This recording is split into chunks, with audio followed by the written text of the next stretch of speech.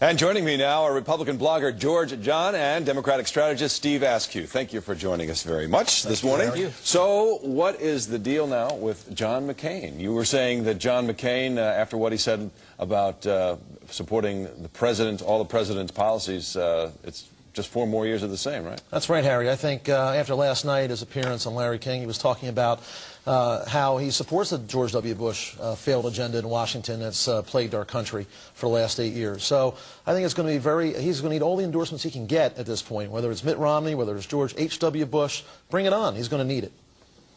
Let me give you a little straight talk, my friends. Straight talk, my friends. He's better than Rudy Giuliani. My friends.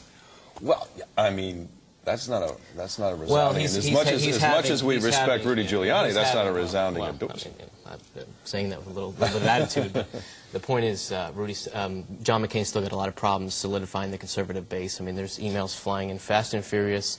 There's a movement to have state Republican delegations and state legislatures pass resolutions saying that John McCain's not right for conservatives. This is a big problem for him, and he's going to have to work extra hard to unify all the Republicans and the conservatives behind him. George, I mean, I got to tell you, George, I think it's amusing. I mean, the real battle here is John McCain versus John McCain. Forget Barack Obama, forget Hillary Clinton. I mean, John McCain just keeps putting his foot in his mouth, George. Every time he talks, the guy is talking about having the troop surge continue. Let's stay and be occupiers in Iraq for another 100 years, 10,000 years, and he thinks it's a joke, and he wants to bomb Iran next. So where does that put us? But yet he's doing pretty well in terms of his delegate count, is he not? That is true. You know, it's an inside game at this point. Mike Huckabee is in there as a matter of principle. It's going to be interesting to see how long he lasts. I think March 4th will be the determining factor where Mike Huckabee makes his exit. And Mike Huckabee is saying that he's going to stay in it until he's mathematically eliminated. I'm just wondering what math is he using? John McCain's gonna, looks like he's going to get the nomination. When the Romney was being a little bit, very clever with his, I'm suspending my campaign. Right. Part of me expected there was going to be some kind of swift voting of John McCain, and then right before Texas, Romney would say, well, the party needs me to come back in. I'm going to resume where I suspended my campaign. Wait a minute. Now he's endorsed him. Mitt Romney wanted to make nice with the party because his political career is certainly not over. I mean, he's thinking 4 years, 8 years down the road, right? He could be a running mate as well. Just because they had an acrimonious relationship during the campaign, there's plenty of track record of a ticket of president and vice president who were enemies during, look at 1980, Bush, Reagan. There was acrimony there, and then they made up and went on to have 8 years of president and vice president. Not speaking to each other.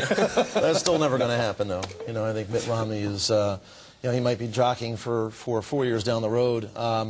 Which is all the more reason why John McCain would not want to pick Mitt Romney to run as VP. I think he's going to probably turn to Charlie Crist, the governor of Florida, who's very popular there among conservatives and around the country. So. Okay, let's turn over to the Democratic side for a moment. If you were advising Hillary Clinton, what would you tell her to do right now? I was advising Hillary Clinton. And you wanted her to win. I mean, I know you're a Republican strategist, Republican blogger. What would you tell her to do? What would the game plan be that you would suggest to this Democrat? I would send my husband on an all-expense-paid trip to Tahiti with, lots of young girls around, and just get him out of the way, because I think he's been more harm than good to her. Really? Yeah, absolutely. Yeah, I think he's just been. They realized their era is coming to an end, and they thought, just the arrogance of it all, that they thought it was just a foregone conclusion that she was going to be the next president, because he was viewed himself as a popular president. Okay, so you would say Bill Clinton, stay home. What else? Change my personality. There's not much she can do. People just don't, he's winning contests all over the country. People just don't like her. People just don't like her. I don't know if I agree with that. I agree in part about Bill Clinton. I think she has to stand on her own 2 feet as a candidate. It can't all be about Bill. Certainly people are going to vote for her because of Bill Clinton. But I also think Hillary Clinton is going to have to be more transparent, out-disclose Barack Obama. Right now he's been challenging her on financial disclosure and other issues. I think she's got to really step up, and since everyone's talking about Texas and Ohio on March 4th, Wisconsin's on Tuesday, this is all bets are off, and so she has nothing to lose. She is saying that Texas is her firewall, the quote-unquote firewall, just like Rudy Giuliani said that Florida was his quote-unquote firewall. I don't know if I agree with that terminology so much, but she really has to do well, and she seems to be doing well, at least in the preliminary polls. I mean, she has at least some double-digit leads over Barack Obama in Texas and also Ohio. Well, we've heard that before. The thing that amazes me about Barack Obama, I mean, all this talk about change. I mean, what's changed? He changes his voice to sound like Dr. Martin Luther King so he can express the same big government collectivist ideas as Hillary Clinton in a nicer voice. I mean, it's a sad indictment on the leadership crisis we face that someone with as little experience as Barack Obama, who I'm sure you'd even agree is completely unqualified to be President of the United States, has inspired this kind of response from people. You cannot deny the momentum that he has and the momentum that he has gained over this campaign. I mean, absolutely, he's really been inspiring to people, and what I'm saying is that it's a sad commentary on the lack of leadership we have in both parties, that people feel attracted to someone that really doesn't have any credentials to be president.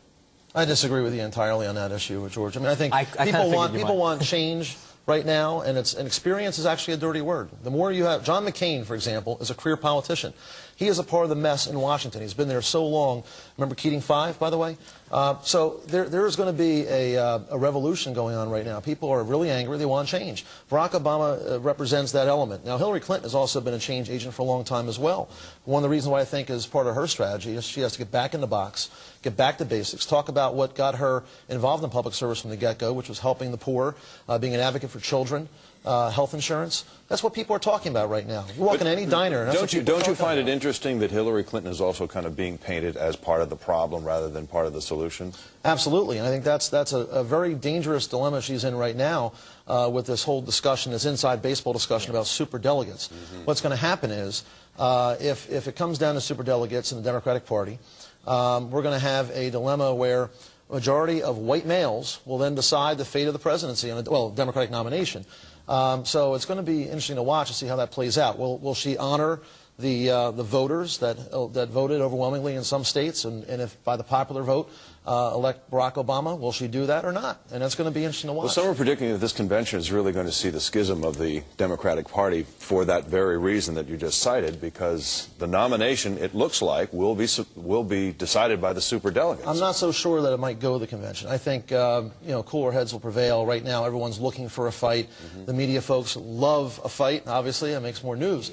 But I'm not so sure it's going to go that far. He's got a lot of momentum. Things look good for him right now, and the Clinton legacy has become a liability.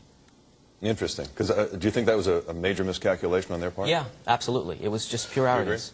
No, I think that they took the race for granted. That was the biggest problem here. I mean, certainly to have a $175 million plus campaign and to be, in debt, after New Hampshire and not know about it, that's a problem. You've got to be able to manage your campaign before you can manage the country. Certainly that is a problem. But Barack Obama started off over a year ago with 30 staffers and $3 million and turned into a massive operation with 700 paid staffers. And, he's raising $32 million last month. He's on target to raise over $30 million this month.